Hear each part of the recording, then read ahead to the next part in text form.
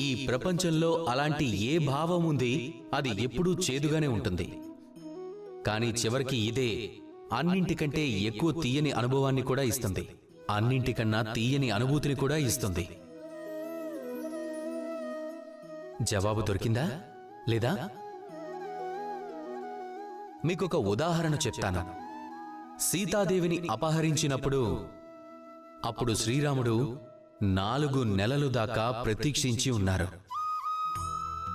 ఆయన వెతకాలనుకున్నారు, కానీ ఆయన తన ప్రయత్నాన్ని ఆపేశారు.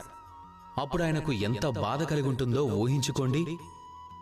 ఆయన కేవలం ఎదురు చూశారు. అది వర్షాకాలం. ఎన్నో రోజుల దాకా సూర్యుడి ప్రకాశమే కనిపించలేదు.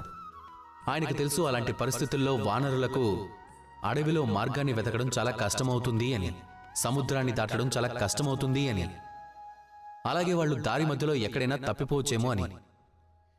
అందుకైనా ఎదురు చూశారు. ఇక ఆ ఎదురుచూపులకి ఫలితం ఏం దక్కింది? సముద్రంలో సేతు నిర్మాణం, అలాగే సీతాదేవి గౌరవంగా మళ్లీ తిరిగి రావడం.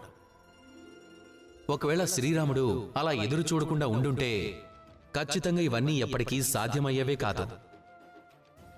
ఇక ఈ శక్తి సహనానిది. ఇదే మన కొత్త పాఠం.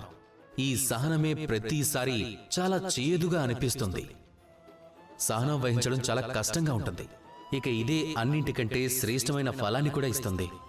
అన్నిటికంటే తీయని అనుభవాన్ని ఇస్తుంది. అన్నిటికంటే తీయని అనుభూతిని కూడా ఇస్తుంది.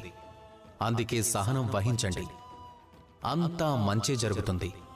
ఇకప్పుడు ఈ మనసు చాలా సంతోషంతో చెప్తుంది, రాధా కృష్ణ.